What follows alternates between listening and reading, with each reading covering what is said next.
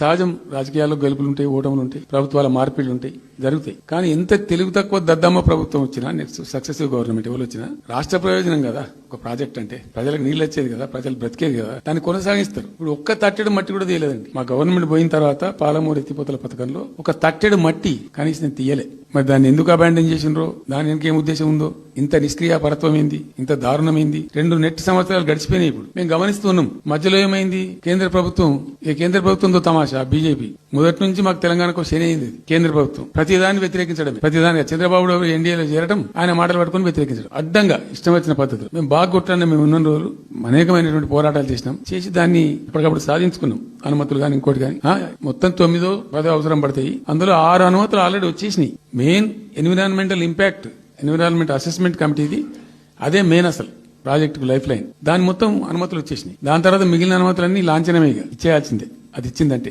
అటువంటి అతి ముఖ్యమైనటువంటి అనుమతి కూడా తెచ్చినాం.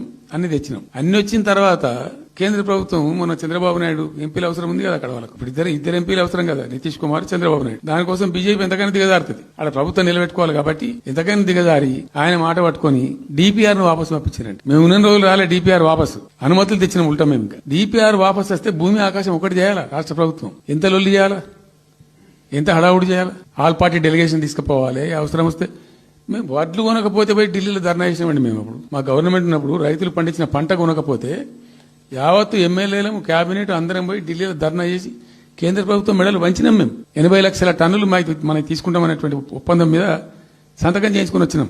వడ్లు కొనిపించినాం ఎఫ్సీఐతోని. మామూలు వడ్లు కొనకపోతేనే మేము అంతా అడావుడి చేసిపోయినాము.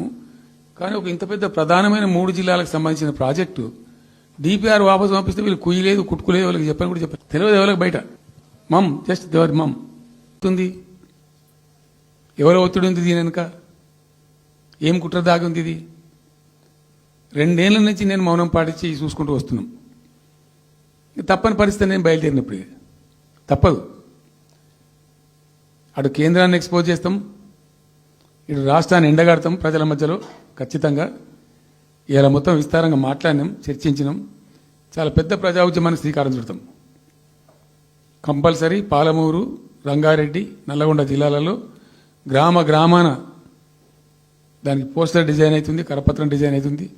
ప్రజా ఉద్యమాలు చేస్తాం, పెద్ద బహిరంగ సభలు పెడతాం. నేను స్వయంగా అటెండ్ అవుతున్న బహిరంగ సభలకు. ప్రజాక్షేత్రంలో ఈ ప్రభుత్వం యొక్క నిష్క్రియాపరత్వాన్ని ఎండగడతాం. ఇప్పుడు వాయిస్ అయితే తెలంగాణకు, మరి తెలంగాణకు ఉన్న ప్రభుత్వం మాట్లాడకపోతే ఇంకెవరు మాట్లాడాలా? మాకు 2 బాధ్యతల్ని. ఒకటి తెలంగాణ తెచ్చిన పార్టీగా, రెండవది ప్రధాన ప్రతిపక్షంగా కూడా కంపల్సరీ మా డ్యూటీ మేము చేయాలి. అందుకోసం గాను వీళ్ళు తమాషకు మేము అదోటి అడ్డం పొడుగు మాట్లాడి, కిరికిరి మాటలు మాట్లాడి, ఈ కారు కూతలు కూసి ఏదో చేస్తామనుకుంటే నడవదిగా. ఈ ఏళ్ళ దాకా వేరే కథ, రేపటి నుంచి వేరే తోలు తీస్తాం. ఎక్కడికక్కడ ప్రజలు ఖచ్చితంగా ఎక్కడికక్కడ నిలబెట్టే ప్రయత్నం చేస్తాం. అడుగున చెక్ చేస్తాం, ప్రతి విషయంలో చెక్ చేస్తాం. Sufficient time we have given. మేము తొందరపడి మేము ఎందుకు కనేరి మా ప్రభుత్వం పోయింది వీళ్ళు వచ్చింది అనేటువంటి ఒక పిచ్చి అయ్యి అట్లా మేము చేయలే, అటువంటి వాడికి పోలే. ఇష్యూల మీద పోరాడుతున్నాం, ఒకే ఫీజు ఎంబర్స్ మీద పోరాడుతున్నాం, ఇంకోటి పోరాడుతున్నాం. రకరకాల భూదందాల మీద, దోపిడీ మీద, చెర్ల మీద పోరాడుతున్నాం. పార్టీ కొట్టాడుతున్నది, తప్పదు కాబట్టి కొట్టాడుతాం. ఇప్పుడు మొత్తం మొదటికే ముప్పొచ్చే పరిస్థితి ఉంది. అటు గోదావరి మీద అరాకిరి చేసి చంద్రబాబు నాయుడు, ఏపీ ప్రభుత్వం నల్లమల సాగరు, ఈ సాగరు, ఆ సాగరు, అటు గోదావరి దోపిడీ జరుగుతూ ఉంటే దాని మీద సప్పులు లేదు. ఇటు కృష్ణలో ఇంత ఘోరంగా పాలమూరు ఎత్తిపోతల మీద దీని మీద సప్పులు లేదు. మరి ఎవరి ప్రయోజనాల కోసం ఉన్నట్టు రాష్ట్ర ప్రభుత్వం? ఏం చేయడానికి ఉన్నట్టు? ఏం జరుగుతున్నట్టు ఈ రాష్ట్రంలో? కాబట్టి ఎట్టి పరిస్థితుల్లో నేనే స్వయంగా రంగంలో దిగాలనుకున్నా. దీనం ఈరోజు డిసిషన్ అయిపోయింది. 2-3 రోజులలో, 2-3-4 రోజులలో, రాబోయే 3-4 డేస్లో ఆయా జిల్లాల నాయకులతో సమావేశమై ఖచ్చితంగా చాలా పెద్ద ఎత్తున అక్కడ గ్రామానికి డప్పు కొడతాం, మొత్తం సభలు పెడతాం. కవులు, గాయకులు, కళాకారులు అందరినీ తట్టి లేపుతాం. మీ పత్రికా విలేకరులను కూడా రిక్వెస్ట్ చేస్తాం. అక్కడ జరిగే అన్యాయాన్ని, ప్రజలకు జరిగేటువంటి అన్యాయాన్ని, ఈ జలదోపిడిని అరికట్టాలని, ఈ కేంద్ర ప్రభుత్వం అవలంబిస్తున్న విధానాన్ని కూడా తప్పకుండా చేస్తాం. ఇన్ని రోజులు ఒక రకంగా పోయినాం, కానీ తప్పేటట్లేదు. ఇప్పుడు ఎవరితోనైనా సరే కొట్లాడతాం, తెలంగాణ కోసం భయపడం. యాందాకైనా పోతాం. ఈ కొండ మీద గోపైనా సరే కొట్లాడ, ఒక హైప్ క్రియేట్ చేసుడు.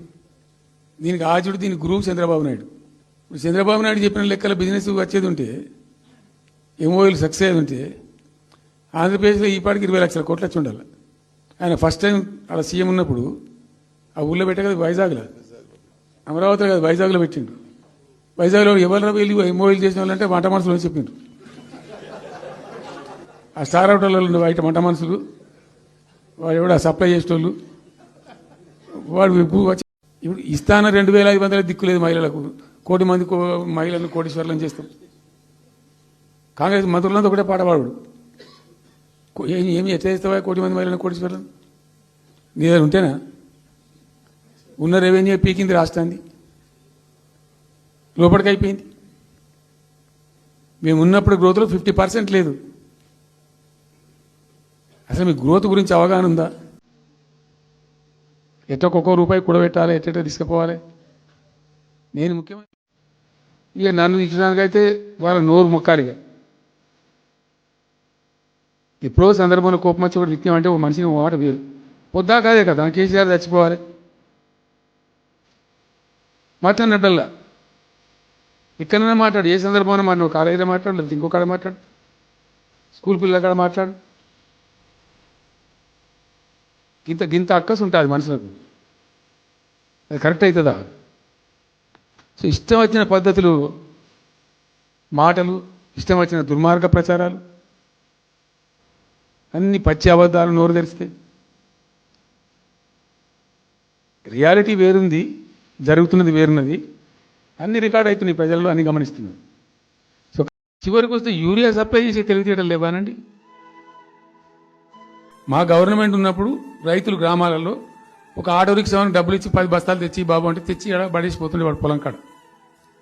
ఇవాళ రైతులు రోజుల తరబడి, గంటల తరబడి చెప్పులు పెట్టి, బీఆర్ఎస్ లేకముందు చెప్పుల లైన్లు ఉండే, బీఆర్ఎస్ ఉన్న రోజులు చెప్పుల లైన్లు మాయమైనవి. మళ్ళీ ఇప్పుడు కాంగ్రెస్ రాగానే మళ్ళీ ఇప్పుడు చెప్పుల లైన్లు స్టార్ట్ అయిపోయినాయి వరుస పెట్టి. మళ్ళీ ఇప్పుడు ఏందో యాపో బోపో తెచ్చిండ్రు, అది ఒత్తితే నడచలేదు, పిక్తలేదు. అది ఏ ఎరువు బస్తాకు యాప్ ఎందుకైనా నాకు అర్థం కాదు. ఇంకా ఆ యాప్లో కూడా నాకు పూర్తిగా తెలియలేదు. నిన్న రాత్రి కూడా చెప్పే ఆ యాప్లో ఏముంటుందట, ఇప్పుడు నాకు పట్టుందా, అది ఎన్ని మాటలు ఇస్తారట? సపోజ్ నాకు 3 ఎకరాలు ఉంది.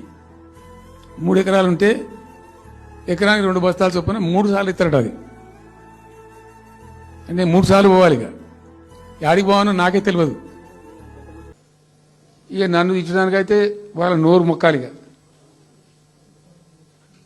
ఎప్పుడో సందర్భంలో కోపం వచ్చి ఒకటి నిత్యం అంటే ఒక మనిషిని మాట వేరు. పొద్దా కాదే కదా కేసీఆర్ చచ్చిపోవాలి మాట్లాడినప్పుడల్లా. ఎక్కడైనా మాట్లాడు, ఏ సందర్భంలో మాట, నువ్వు కాలేజీలో మాట్లాడు, లేకపోతే ఇంకో కాడ మాట్లాడు, స్కూల్ పిల్లల కాడ మాట్లాడు. గింత అక్కసు ఉంటుంది మనుషులకు.